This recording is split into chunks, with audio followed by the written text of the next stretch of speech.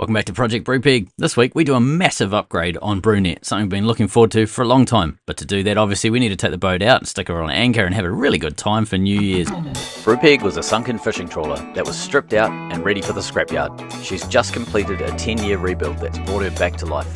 With the help of volunteers and funded by our Patreons, community and subscribers, she'll be crewed by passionate people from around the world. If you'd like to be involved and support the project, please consider joining us on Patreon or subscribe to the channel. There's a link in the description below. Coming back to the boat, we spotted a danger noodle. At least that's what Australians apparently call a snake. Look at this little guy. Look at the little fella. Hello, you little monster. Oh, he's going down. See you later.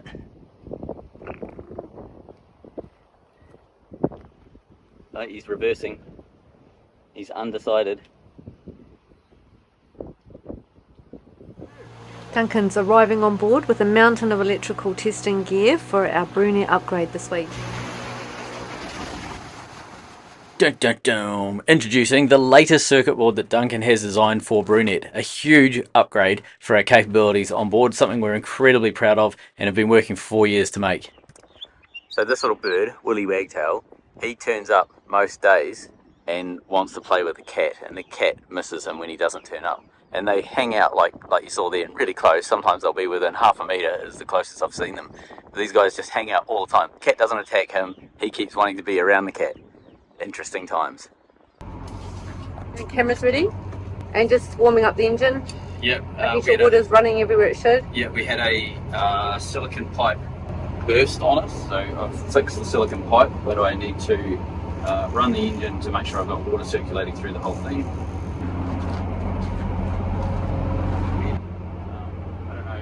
Go back down the engine for a bit. Okay. We're about to push off for a few days to celebrate New Year.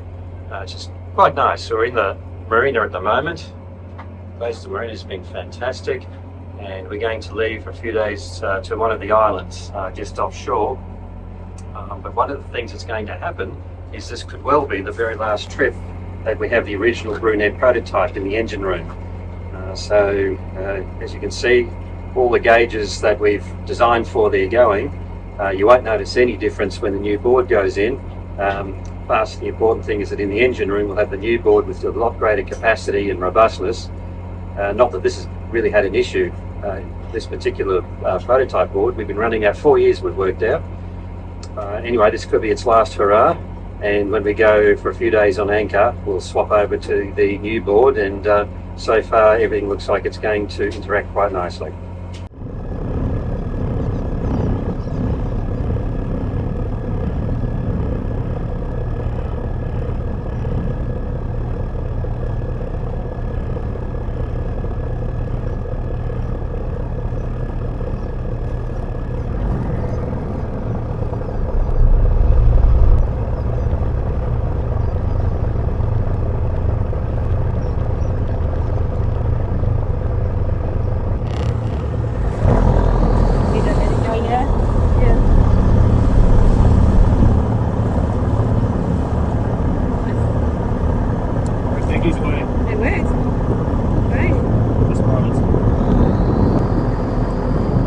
We've put a second line on the dinghy. We're going to leave it out the back. It's about an hour and 20 to the anchor point, so we just don't think it's worth pulling it up on deck. Perfect.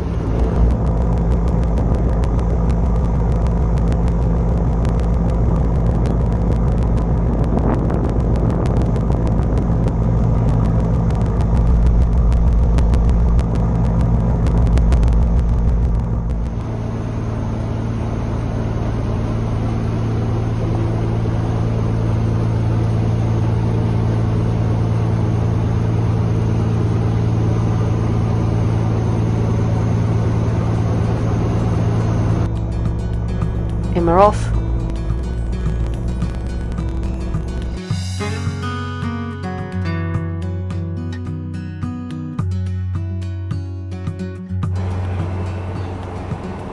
found Lady Diane. Get over there.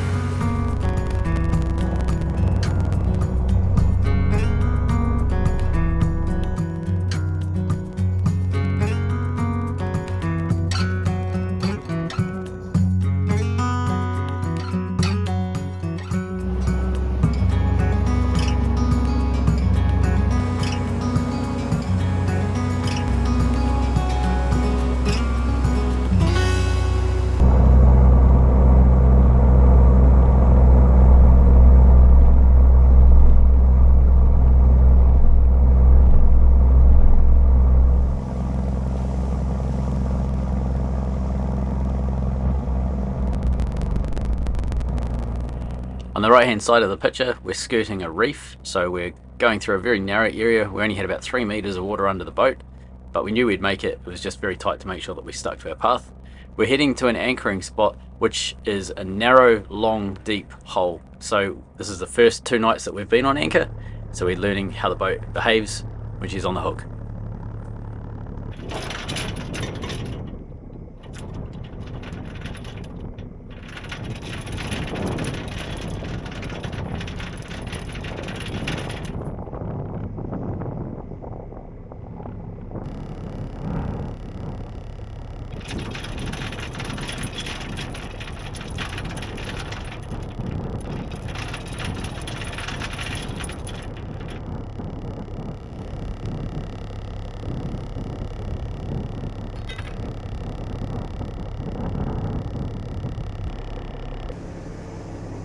Oh, you go backwards now? Yeah, I'm just going to reverse on the anchor and just dig it in.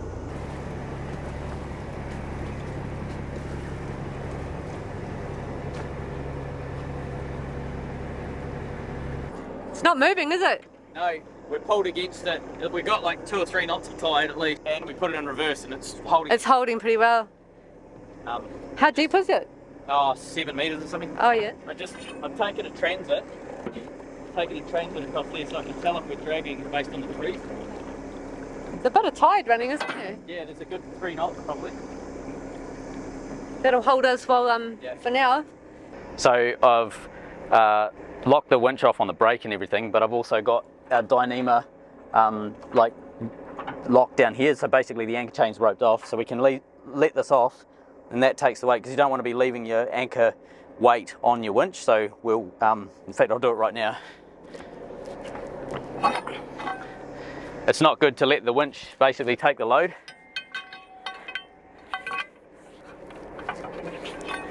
So, okay. So now the boat is being held by the dyneema and the 19mm shackle. So the chain's attached to the winch, so if that breaks, the winch will then lock up and take the weight. But that there is taking the weight so that the winch doesn't have to. So the brake, is basically that there. So that's loose, and the tighter you make it, the more it grips it. And so if this wasn't taking the weight, and we did that, the chain would go out, and then the chain would stop. Chain would go out, chain would stop. and you're basically just squashing this bronze piece, you're squashing it between these two brake pads, and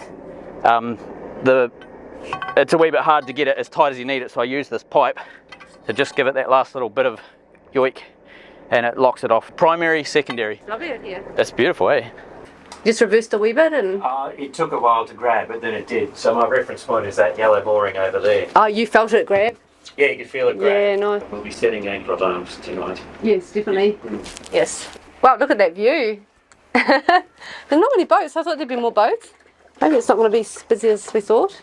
I think the boat went really well. There's clearly a lot of like weed and junk on the prop, because at 1250 RPM, which was our sort of normal cruise at like 7.5 to 8 knots, we're doing like 7 knots, maybe just a touch below 7 knots. So it's clearly a bit of crap on the bottom. We need to get used to cleaning it off. But I do think we need to deal with the prop better. Jess was saying she wants to put prop speed on the prop, and the reason we've always wanted to do it, the reason we didn't do it way back when was there's been a huge price reduction in prop speed. When we went to put it on, it was thousands of dollars to coat our prop, and one kit of prop speed was enough to do one blade. So it was kind of like, it was disproportionately expensive to do it. So we just thought we can't do that. But we have to do that because the anti-foul just peels off, and then we end up with just nothing protecting the prop from weed and barnacles and stuff. So. But the anti-foul that we have is, when we put it on, was about 9 years old. Yeah. And the spec said that it shouldn't be affected by heating, cooling, time and things like that. As long as the cans hadn't been opened. Yeah, but the can lids were rusty, but not on the inside. No, it was still sealed, but the outside was shitty. But I'm still a bit sceptical whether the anti-foul is right. We were never really sure about what was underneath what we put. We put tie coat on, and we weren't really sure what was underneath the tie coat. And technically the tie coat should stop any chemical interaction, but we've always sort of been wondering about that. And then of course, not long after being in the water, we had that side, I don't know, about a metre square strip off. Yeah. That we resanded, redid, but we still don't know how bad that is now. So we're going to probably have to pull out at some point and check. I do wonder if the piece of anti-foul that sort of peeled off the side, the like sort of half metre square slab of anti-foul, I wonder if that was actually like contamination, like we had some oil or some rubbish on the tie coat, so when we painted it, it was never going to stick. In saying that, we've had small bits of anti-foul around the water surface. Has been stripping the same way that did. So whether it's the same contamination or it is actually something to do with the anti-foul and the contamination. We've got a wee bit to investigate. So with Brupeg comfortably on anchor, sitting in the anchoring spot, the side facing island, on the other side of the boat is facing island reef. Now it's a wee bit hard to see here. You can sort of see some rocks in the distance, these rocks here. They're very shallow, but when you go high, you can see the reef is quite substantial, and there's a very clear sand path between a few areas of rock that we have to make it out to get out into this main channel when we leave. So this is the main channel heading back to Gladstone. We've got a few tricks up our sleeve in order to be able to get the boat comfortably out into this channel. So looking back at the boat, you can see how close we are to the reef and the water there, and then also facing island just in front of the boat. So just doing a quick look over, that's Brupeg there. So there's one channel that comes out here, and if I turn the drone around, there's another channel that goes backwards and sort of out over this shallow rock piece here, and then back in and heads back sort of straight down there. You can see the mud, that's the main channel there. Just wanted to see from the drone, which is awesome because like you can see stuff you can't see on the water. Like if we look out, there's no way you can see this ledge here. That stuff there, you can see that, but it's actually further in towards us. So. And that piece that Jess just showed you is that there, but you'd never see like this. The ledge starts over there, so it's like, I don't know, 100 meters or so before you even get to that, you'd hit the ground. So, so what I'm wondering is, this looks like mostly sand, which I don't mind hitting sand, that's not a problem, but we'll be on high tide. We'll be on high tide, so we have plenty of water, but it actually looks clearer than the other way. So I think we will go that way tomorrow. And then it's straight out into the main channel, which is basically here. And if I just pitch up, you can kind of see, I can't really see, we sort of head out and over, and if I go like that, we basically come out here, go up over here, and then sort of go out like that, like it's a bit of a wiggle that you got to do. But it's a bit hard to show you on the drone. So we were facing in that direction, and right now we're facing the beach as the tide turns.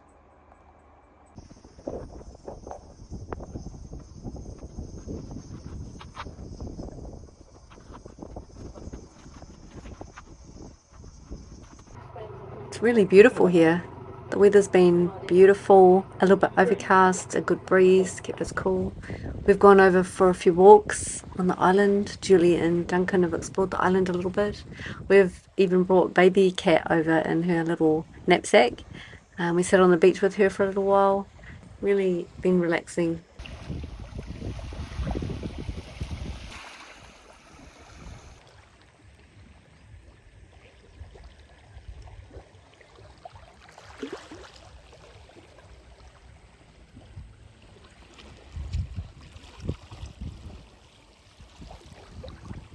Duncan and Julie went for a walk at low tide and saw 1 or 2 soldier crabs.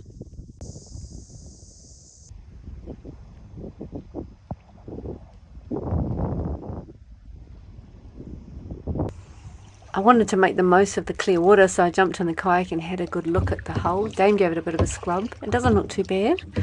The paint looks like it's holding, but we really wanted to have a close-up look at the prop. Clear now. Yep. She's in.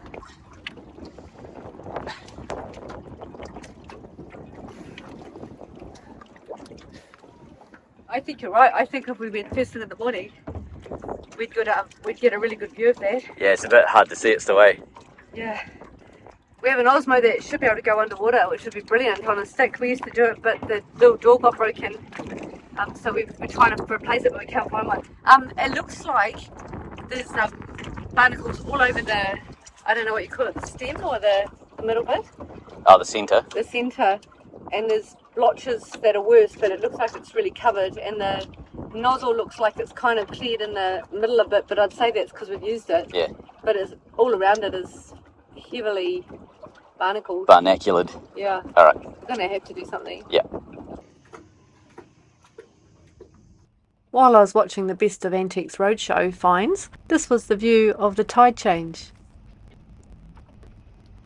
Little side project I built for Duncan was this aluminium C channel that I made some little loops under there. He's got a forklift and it's a tow ball thing, so he can lift his boat around in his storage shed. So basically we need to make some clamps on the end of these pine holes. So what I've got is a hole at each end. You can see there's a hole, 18mm hole drilled. We've got a bolt and a nut, 18mm bolt and a nut, and then I just quickly knocked up some steel tine, I don't know, hooky things. What I'm planning on doing, drilling a hole, welding the nut over top of the hole like that, and then I'll weld a piece of flat bar on the top here, so this becomes a big wing nut, this bolt becomes a big wing nut, and then these here, they sit inside that hole, but they basically go up and down. You can screw them up and down, so you put your tines through the inside of here, and then they get clamped against the underside of this here, so they act as essentially mechanical clamps onto the tines, so that it can't slide off when you're manoeuvring around the shed.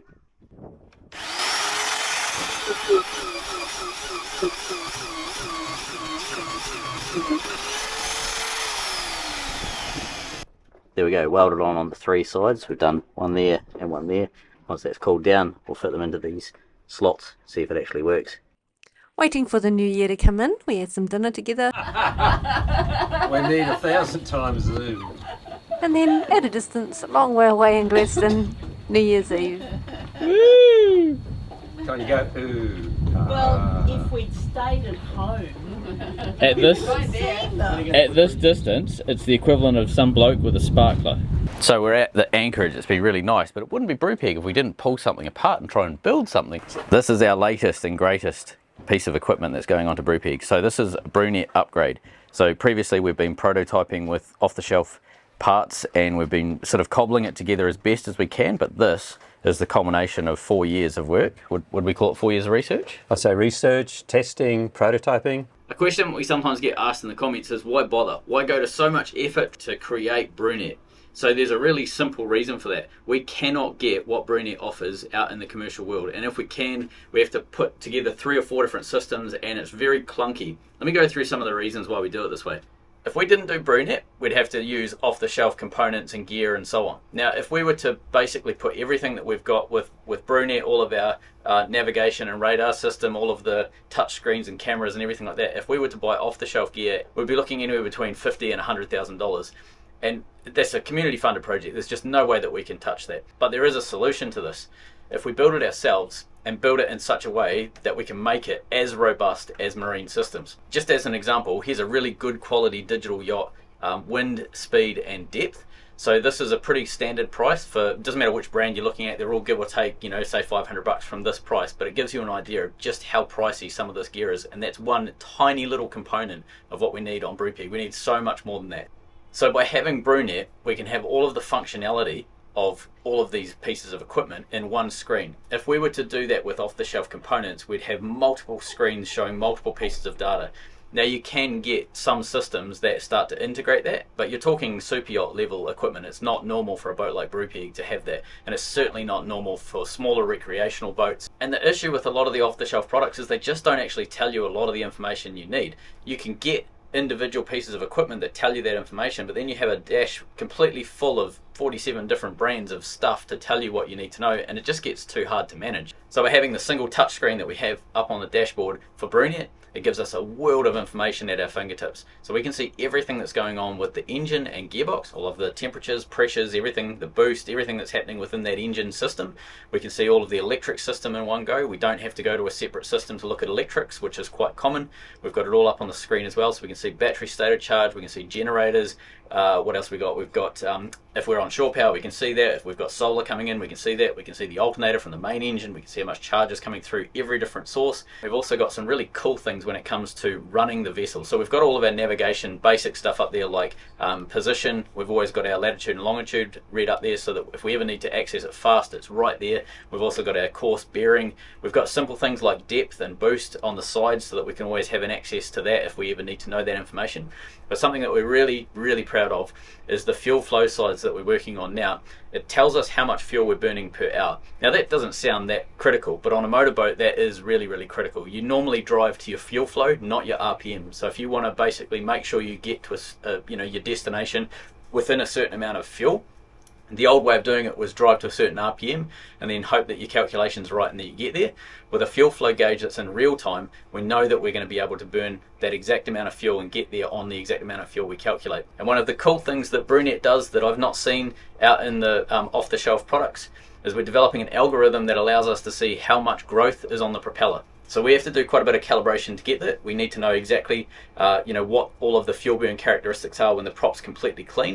And then as that deteriorates, as we get growth on the propeller, as that deteriorates, we can then put it into an algorithm and say that prop is 10%, 20%, 30% fouled, etc. So we know right from the get-go if we're going to be burning more fuel than normal and why we're going to be burning that, because it's obviously growth on the propeller. So little things like this, BruNet is just so handy to be able to have, and it just gives you so much more situational awareness that we couldn't do if we just tried to put off-the-shelf parts and equipment into the boat. So the short answer as to why are we spending so much effort to build BruNet is it gives us something that we just could not find or could not afford to buy any other way. It's an incredible system. I'm not going to click it in because once it goes in, I think it's in there for a while. It is hard to take off, yeah. But basically it clicks into this. This is a din rail. This is what breakers in your electrical cupboard basically hook onto, and these green plastic mounts essentially have the same connections to be able to link into it. So what we're going to do is cut a piece of din rail shorter, and that allows us to screw it into the engine monitoring box. You can see that's how it basically clicks onto the din rail, the two sort of wings of the din rail. And then to unclip, we pull that up like that. Yeah.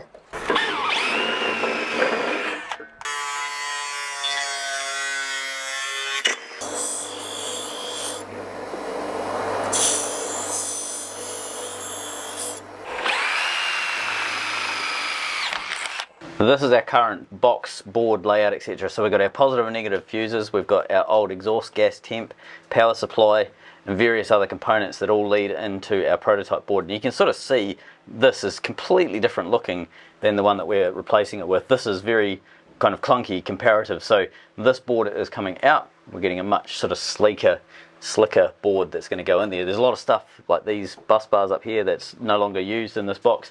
So this is sort of, it does look a wee bit sort of all over the show, and that's because we've had multiple ideas and thoughts over the last 4 years of how we want to set all of this up. We're getting to the stage where we're stripping out a lot of superfluous gear, which is pretty normal in a process like this.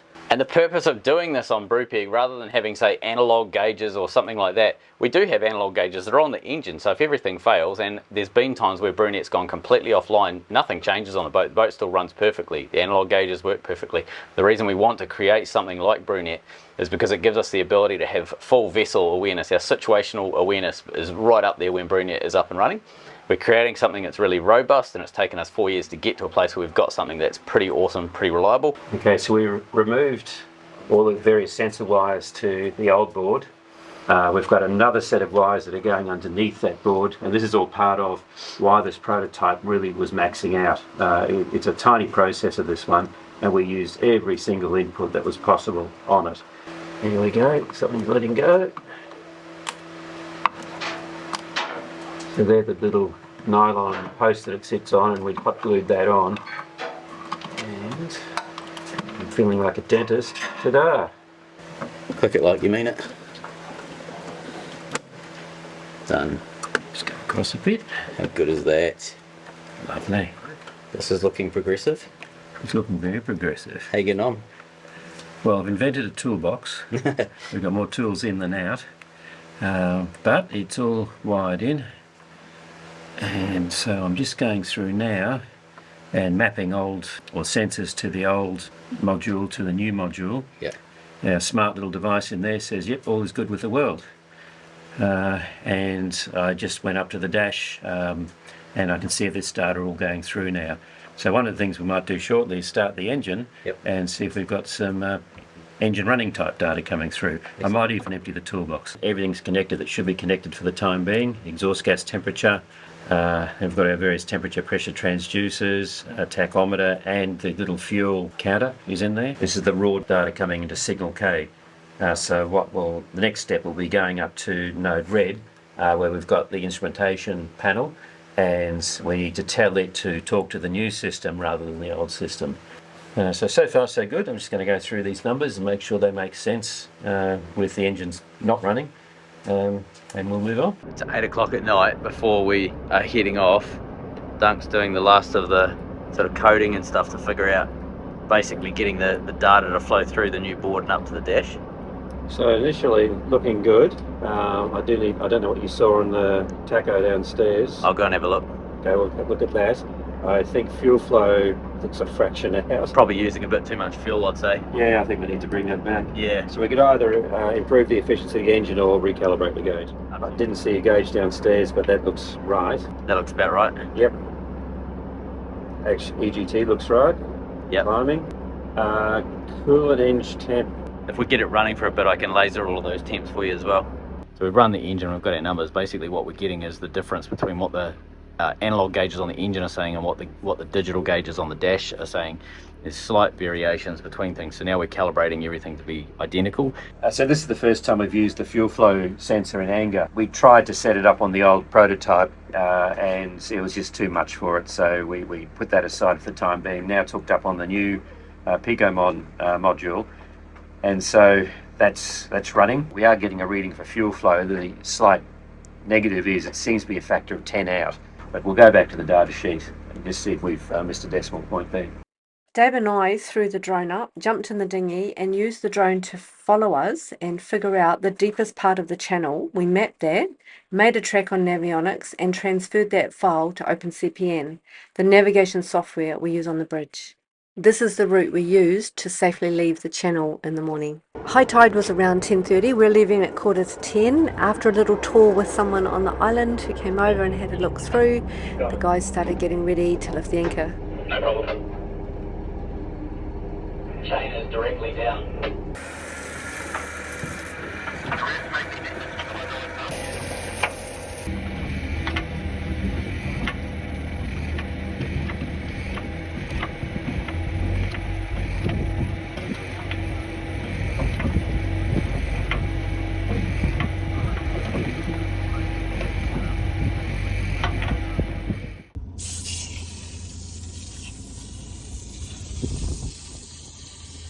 And we're free and away. There's a lot of concentration up on the bridge today. They don't want to run aground or hit anything. I think we'll be fine. There's plenty of depth, but just it's an unknown body of water, so they're taking lots of precautions.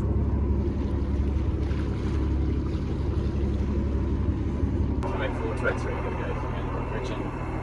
2. You want 270? Yep. Okay. In fact, I'm going to say 260 now. Alright. We are low revs. Okay, 270. So 3.6. Okay, so we're coming up to the... Oh, yeah, you've got the same line? Yep.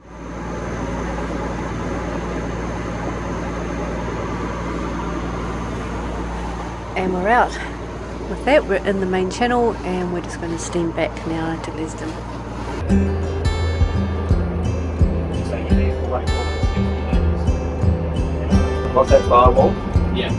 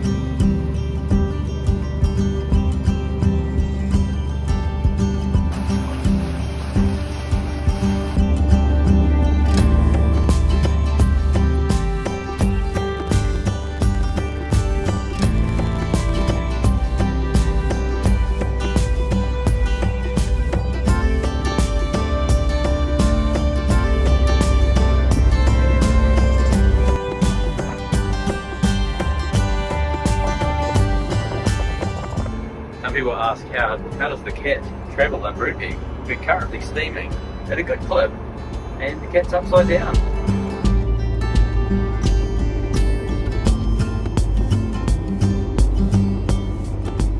We wanted to get in nice and early because there's rain and wind due, and Duncan and Julie need to get organised and head south back home.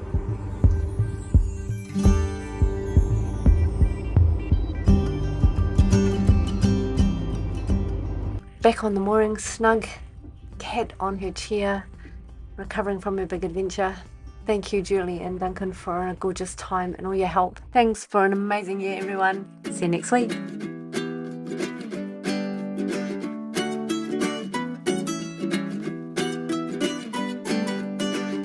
You got eyes like summer sky. If you're smart, could kill or die. And now it starts to rain, so let's sing.